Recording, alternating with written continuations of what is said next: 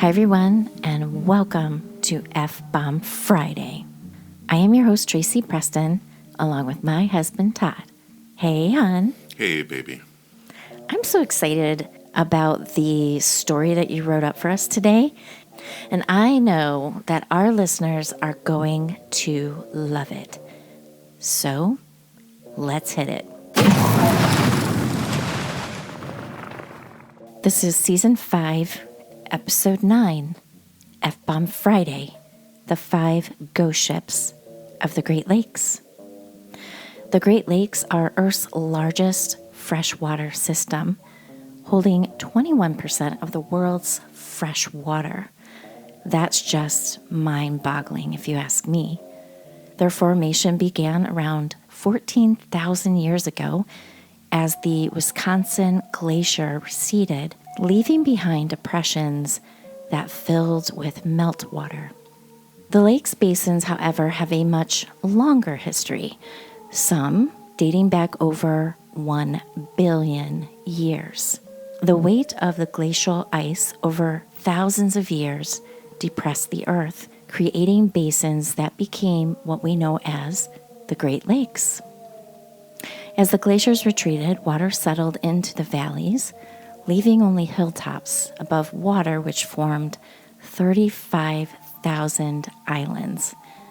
Humans arrived approximately 14,000 years ago and used the waterways for transportation and to hunt and gather food. The history of the Great Lakes ships began with early European vessels like brigantines, schooners, and sloops that were primarily used by the British and the French during the 1700s. The first steam-powered vessels appeared on the lakes around 1817, and over time, these evolved into larger, more specialized bulk freighters that had significant innovations, such as the introduction of iron and then steel hulls. The stormiest months on the Great Lakes are October and November. Ever since people have been traveling on the Great Lakes, storms have taken lives and vessels with an estimated 6,000 to 10,000 shipwrecks and over 30,000 lives lost. Yeah, you heard that right. Isn't that bonkers? It's a lot of dead people. A lot. Who knew? Yep.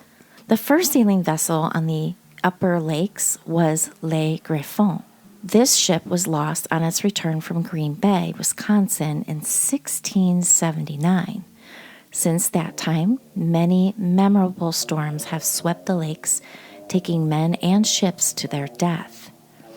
The large expanse of the lakes allow waves to build to substantial heights, and the open water can even alter the weather, such as fog and lake effect snow.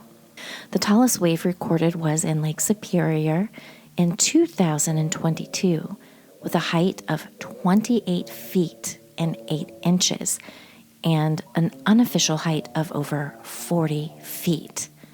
That's frightening. That's a huge wave. Right? That's like the kind of stuff you see in movies. Yeah. It's just bonkers. All right, so lake effect snow is a phenomenon that occurs when cold air moves over warmer bodies of water. The lower layer of air is heated by the water, and it rises through the colder air, picking up water vapor. The vapor then freezes and falls on the leeward shores. Lake effect snow is common in the Great Lakes region during the late fall and throughout the winter months. The snow often occurs in narrow bands that dump large amounts of snow. Storm winds can alter the lakes as well, with large systems causing storm surges that lowers lake levels several feet on one side while raising it even higher on the other side. That's something I never knew. Yeah, and the best way to visualize that is to have like a glass of water and just kind of shift it back and forth. That's essentially what the lake does with these strong winds. Makes total sense. Yep.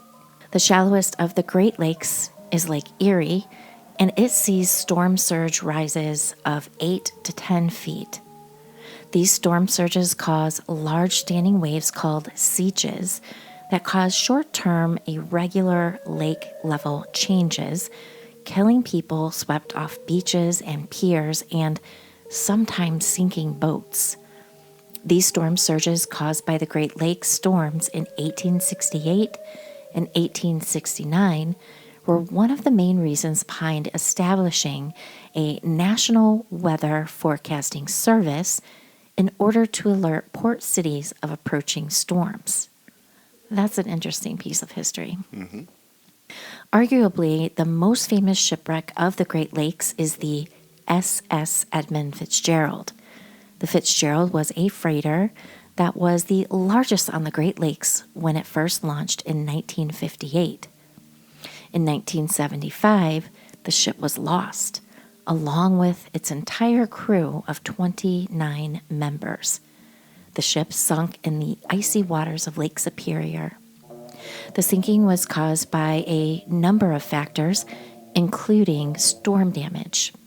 The Fitzgerald was taking on water due to earlier damage sustained from a storm, which increased the amount of water that flooded the deck during the storm. Now, Gordon Lightfoot, a Canadian singer, songwriter, even wrote a song about this ship. You may have heard it. It's called The Wreck of the Edmund Fitzgerald. Gordon Lightfoot's song hit the radio in 1976, 1 year after the sinking of the Edmund Fitzgerald. He was so inspired to write the song after he had read an article on it, and the lyrics hold true to the real story of the sinking. So if you haven't heard it, it's a must listen. Yeah, and it's a good one. It is. Total classic. Mm-hmm. So let's dive into the 5 ghost ships, shall we?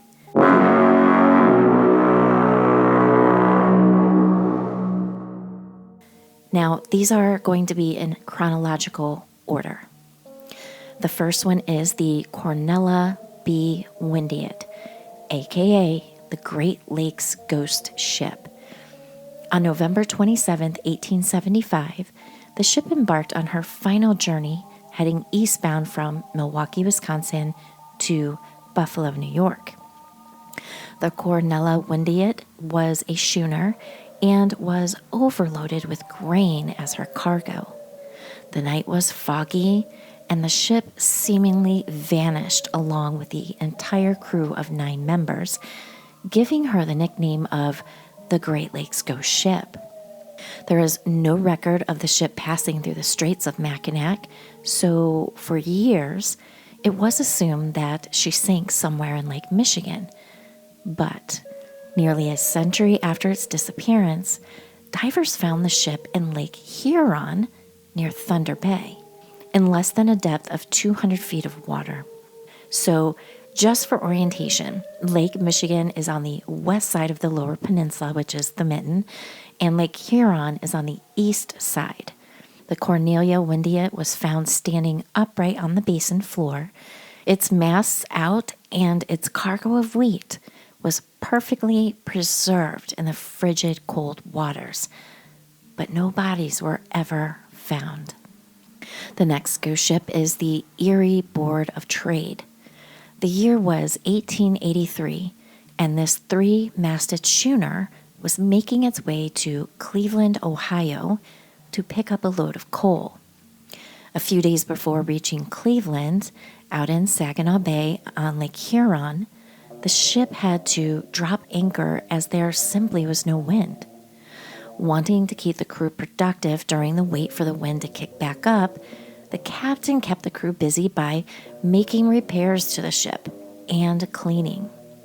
The captain ordered a young newcomer of the crew to perform maintenance on the top masts, which required the use of a chair and rope to hoist the crewmen up. Now, the entire crew knew that the rope and the boatswain's chair were in poor condition. However, the captain insisted the young man complete his assigned task, regardless of the danger. Shortly after the crewmen reached the top, the rope frays and severs, sending the young man and the chair he was sitting in crashing on the deck. Moments later, the young crewman dies. But before he does, he repeatedly uttered a curse on the captain of the Erie Board of Trade. During the 3 remaining days of the journey to Cleveland, the crew claims they were haunted by the young man's ghost. The ghost would appear in misty white form in the exact spot where the crewman fell to his death on the deck, repeating the curse on the captain over and over. The ship finally makes port in Cleveland, with many of its crew abandoning their post as they had been frightened by the young man's spirit and its curse. The stubborn captain was not intimidated by the curse or the ghost. He remained with the ship, along with the few crewmen he had left. It wasn't long before the Erie Board of Trade was headed back out into Lake Huron with its load of coal. The Erie Board of Trade sailed off into the distance, but it never returned home with its cargo. Over the century, many have claimed to have seen a dark and gloomy-looking 3-masted schooner out on the water of the Saginaw Bay. Reports say that the ghost ship of the Erie Board of Trade will quickly appear and then vanish from sight.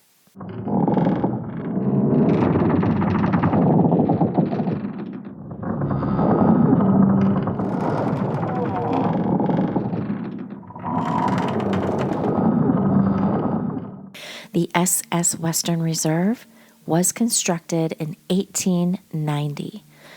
The reserve, along with its sister ship, the W.H. Gilcher, built a year later, were 2 of the first propeller lake freighters to be made of steel plates. The steel construction made it possible for the vessels to carry heavier loads of freight than their rival wooden steamships. It's said that the ship's captain, Benjamin Trudell, woke from a terrifying nightmare in which the Western Reserve had sunk in the largest and deepest of the Great Lakes, Lake Superior. As unsettling as this dream was, Captain Trudell, the ship's owner, Peter Minch, and 30 other crewmen and passengers set sail across the dark waters of Superior. Their destination was 2 harbors in Minnesota to pick up a load of iron ore.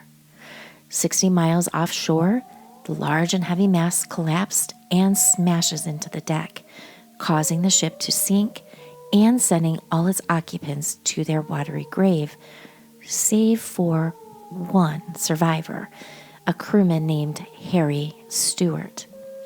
People say the reserve can still be seen sailing the rough seas of Lake Superior to this day.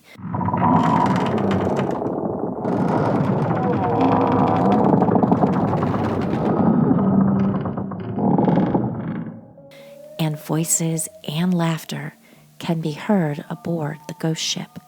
The W.H. Gilcher was built in 1891, a year after her sister, the Western Reserve. The Gilcher was a big deal, as it was piloting an experimental steel hull. In October of 1892, the ship set sail with its crew of 18 men and a cargo of coal from Buffalo, New York, to Milwaukee, Wisconsin. The ship sailed into a cloud of fog as it passed through the Straits of Mackinac. The Gilcher fell victim to a strong gale on Lake Michigan. Its crew were never seen or heard from again. However, some reports suggest the Gilcher still sails through the fog near Mackinac Island, just as it did on that fateful day with the loss of her sister ship, the Reserve. Just 8 weeks prior, a full investigation was performed and new standards for steel construction of ships were implemented. And last but not least is the SS Bannockburn, aka the Flying Dutchman of the Great Lakes. The Bannockburn left Thunder Bay, the upper right-hand side of Michigan's Lower Peninsula. It was a snowy and cold afternoon on November 21st, 1902. The captain of a passing ship, the SS Algonquin, spots the Bannockburn sometime around noon, but within minutes, it disappears. Accounts suggest that the ship had run aground, meaning it hit the ground in shallow water and possibly got stranded on Caribou Island. Although it's not entirely known what happened with the ship or its crew, the wreck of the ship has never been found, with the exception of an oar and a single life preserver. No bodies were ever recovered. Within a year of her disappearance, the SS Bannockburn gained a reputation for being a ghost ship and was given the nickname of the Flying Dutchman of the Great Lakes. Legends say the Bannockburn can still be seen today, sailing the waters between Port Austin on Michigan's thumb and the Sioux Locks of Lake Superior. Well, that was an interesting story, sweetie. Mm-hmm. Right. And there's not as many shipwrecks, at least not with these larger ships, as there used to be, because they've made so many improvements with the shipbuilding. If you pull up a map of all the shipwrecks in the Great Lakes, the lakes are full. They are full at the bottom with all these shipwrecks. It's crazy. They're inland seas, really. Right. And I was surprised. I knew there were sunken ships, but I had no idea. So when you showed me the images of the lakes with all the little boats drawn on it, Mm-hmm. It looks like snow all over the water. That's how many there are. Right. It's mind-blowing. Yeah.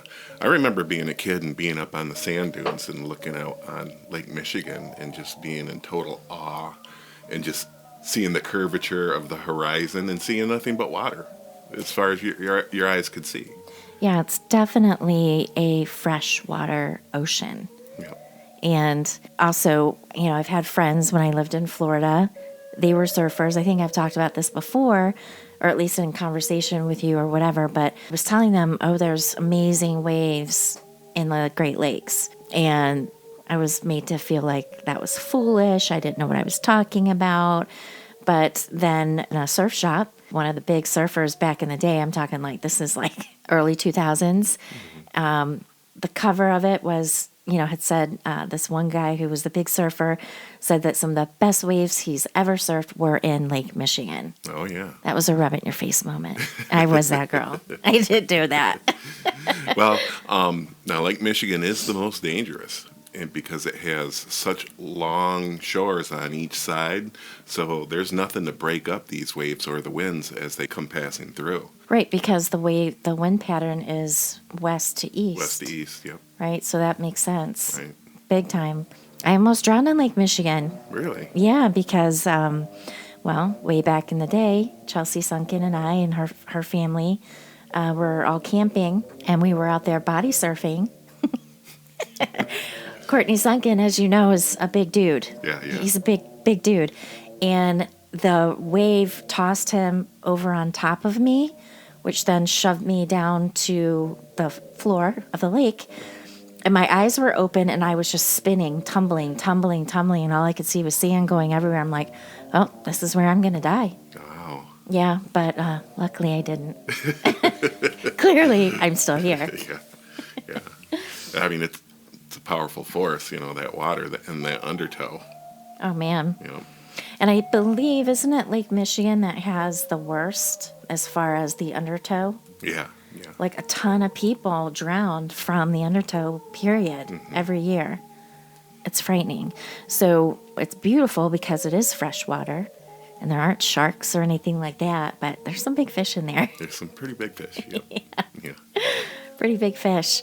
Well, this is a great story. And also when Todd and I were watching a couple of YouTube videos on some of the ghost ships of Michigan, they were filming shooting a movie, and I can't remember if it was on Superior. I don't know if you remember or not, but as they were doing a shot, the videographer or the cameraman, he's like, "Yo, what's that?" And so he panned over and zoomed in, and it was a ghost ship. Yeah. Right? You could see the tall masts, and it was there for, I don't know how long. I think we stopped watching it, but he filmed that ship for quite a while. I believe that was a Bannockburn ship that they thought they saw. Makes sense, right? Yep. I don't know. I think I'd lose my shit if I saw one of those. I mean, wouldn't you? Like, that's super creepy. Right. Super scary. In fact, it reminds me of the movie that we watched called The Ghost Ship. Oh, I remember that. I forgot about that. Yeah, we should watch that again. Yeah. That was actually really good, guys. So if you like that kind of thing, there's lots of murder that is involved, P.S. But, they come upon this ship that's out in the sea somewhere. I don't remember where it was at, but all of a sudden they came upon the ship, and so they go inside to start investigating, and lots of bad, mysterious stuff starts happening. I don't even think anybody made it off the ship. I don't believe so. Yeah, it's interesting. It's time warp. Mm-hmm. It's good. I think back in the day, when the French and the British started sailing in the lakes, I think they underestimated the power of the Great Lakes. And I think that's why there was a lot of shipwrecks at the time, because they're thinking, oh, it's just a lake. It's not. But they're pretty strong lakes. Yeah, they should not be underestimated. Yeah. It's, don't let the name lake fool you. Right. It's a serious, powerful bodies of water. So, why don't you tell me? Do you know all the names of the Great Lakes? I do. Let's have it. Oh, there's Superior, Lake Michigan, Lake Huron, Lake Ontario, and Lake Erie. Ding, ding, ding. You did good, babe. I think I did them. Did I do them in order around? No. No, you would have had to start with Michigan. Yeah. Michigan, Superior, Huron, Erie, Ontario. Yep. Here's an interesting piece of information that you may know, you may not know. Did you know that all the water that falls over Niagara Falls is supplied by the Great Lakes? I did not know that. It's mind-blowing. It is mind-blowing. Have you ever been to Niagara Falls? I've not. So there's the American side, which is not as phenomenal and beautiful as the horseshoe shape on the Canadian side. But I've been to both, right? Mm-hmm. Standing on the American side and then, of course, across the border and over to Canada. The amount of water and the power of that water. So if you just think about it, just hauling ass, dumping on both sides, all comes from the Great Lakes. That's very interesting. It's intriguing. Yeah. And at night, they actually raise like a dam because the forcefulness and the powerfulness of the water crashing down is eroding the falls. So to slow down erosion, that's what they do is they put this dam up, or however they do it. The water just starts getting lower and lower and lower, and it's basically trickling throughout the night, and then they crank it back up in the morning. I don't know everything about every state, and what they're best known for, but Michigan is clearly known as the Great Lake State, right? Mm-hmm. And when I was working out in Arizona years ago, I had a buddy that I was working next to, and he liked to go fishing a lot, so, he'd hit the smaller lakes in Arizona, and a lot of them were man-made, And he says to me one day, he goes, "Where did you say you were from?" I said, "Michigan." And he goes, "Is there any lakes in Michigan?" I was like, it's the Great Lake State. It's like surrounded by lakes. Yeah. And even the lakes within the state, I think what'd they say? If you go in any direction in 3 miles, you'll hit water. Yeah. That's how many lakes we have just inside the state. Yeah. I hope you showed him a map. I did have to show. I bet he felt silly. I don't know. He may not have. He may not have. Just keep on trucking, dude. Keep on trucking. So, another thing I didn't know what it meant. Why do all these boats start with SS, right? And our favorite one from being a kid is the SS Minnow from Gilligan's Island. But the SS for a ship stands for steamship. Steamship, yep. Yeah, which I thought really cool. Well, I do know that the schooners are the all-wooden boats. Well, the Algonquin is a schooner. Yep. And the Algonquin was actually a ship that we talked about on Malice in the Mitten when we talked about the Angelique Mott story. That's right. So, interesting here on your story. A little tie into it. Yep. Yeah, kind of cool. I want a pontoon. Do you think a pontoon would do well in the Great Lakes? I've seen pontoons out on the Great Lakes before. I have Lake as well. Michigan. I don't think I would be that brave. I'm cool with just staying on a small lake with really calm waters. Yeah, we need an inland lake. Yeah, yeah. And I'm down with a pontoon. I'm cool with being on a big boat out in the Great Lakes, but I think I'd rather an expert boatsman. Where an expert is boating for us and we're passengers. Exactly. And we can never go in October and November. That's right. I find that very interesting, and I'm so glad you talked about that, because all of these ships, they were sailing in those months. Yep. What in the hell causes all that? What is it that causes? Well, that's when the worst weather, and that's when you're going to see more of the lake effect snow and the wind shifting so much because that colder air is coming over the warmer lakes, causing those storms. Right, right. And the lake effect snow is no joke. I can dump a ton of snow, Oh, yeah. like right now. Got malice on the waters, too. Malice on the water. Well, that one captain, he was very malicey toward that young boy. Yeah. Don't care. Get up there. Mm-hmm. Then he dies. I would have cursed him too. I probably would have if I still had breath in me.